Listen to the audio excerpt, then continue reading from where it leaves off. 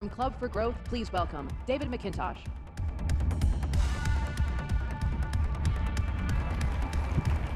Good morning, CPAC. Good morning. I am David McIntosh, president of the Club for Growth. We're the largest conservative political machine. We raised over $100 million last cycle, and we won 85% of our races to elect good freedom candidates to Congress. I've been fighting for conservative causes all of my life. I co-founded the Federalist Society when I was studying under Antonin Scalia. I worked for Ronald Reagan in my 20s. And I was one of the freshmen in 1994 that won the majority for Republicans in Congress. So I know how to win. You, all of you here at CPAC, you are the leaders and the future leaders of our country. And today I want to talk to you from my heart about where we go now and what we have to do to win elections in the future. This won't be your typical CPAC speech full of red meat, because my message is straightforward. We must unite around the principles of freedom, and then America will return us to Washington to lead this country. We must stop letting the left and the media goad us into fighting with each other. Instead, we must turn all of our attention to stopping the socialist Democrats' march on Washington.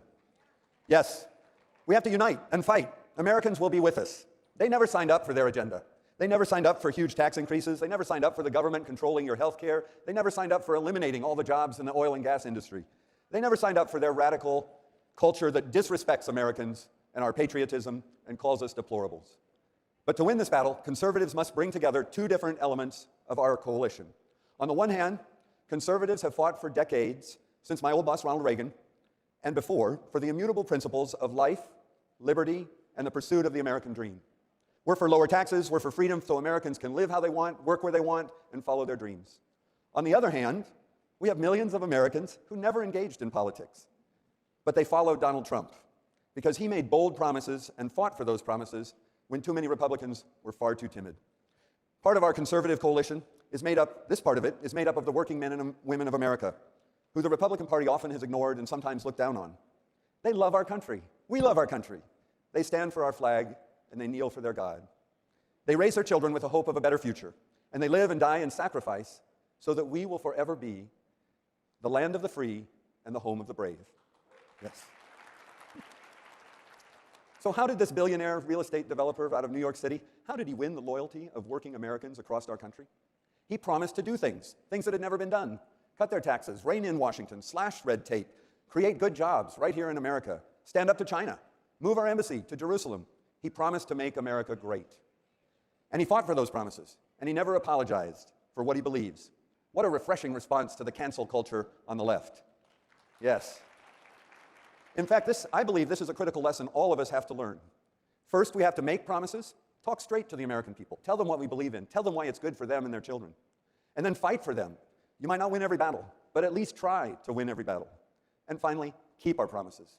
Because when they know we'll keep our promises, they'll follow us, they'll trust us, and they'll let us lead America. So now it falls on all of you who are the leaders and the future leaders of our country, to bring these two elements together.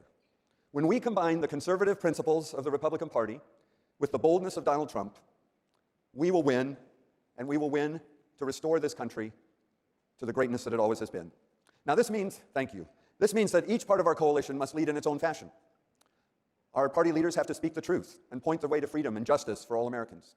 And the American people, they'll lead by holding together our families, our churches, our communities, and teaching our children the truth that America is a great country and has been blessed for freedom and opportunity for all people. We have to resist those who claim that they only want to lead part of that coalition. Liz Cheney is wrong when she said President Trump doesn't have a part in the Republican Party.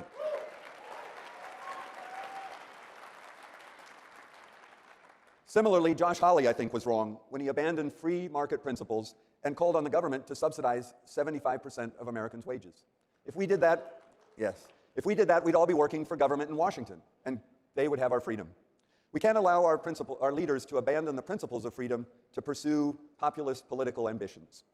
Our movement has to stick to those principles and welcome the Trump voters who want to see us fight for America. Thank you. We have no time to waste. For 2 centuries, America has been blessed with a culture of freedom and a constitution grounded in liberty. Since our foundings, Americans have been free to speak our minds, but not today. The Democrats want to take away that freedom. Since our foundings, Americans have been able to work where they want to and keep their earnings to make choices for their family, but not today. They want to eliminate entire sectors, millions of jobs. Since our founding, Americans have cherished the right to vote in free and democratic elections. But today, fewer and fewer people have faith in our election system. And the liberals cry foul if you say we have to have election integrity. Today, conservatives must confidently, boldly unite to restore our Constitution and the liberty it guarantees. We stand for the First Amendment. We stand for the Bill of Rights. We stand for the Second Amendment. We stand for freedom. And we'll take that message to all Americans with a hope for a better future. And when we do, we will bless Americans. Those who agree with us, those who don't, will be brought along in America that once again is a great country with a bright future. It won't be easy, so I call on each of you today. You, the leaders of our country, the leaders of our movement, I call on you to unite. Harness the strength and the resolve of the American people and lead this country once more into a future where everyone is free to follow their dreams. Thank you. God bless you.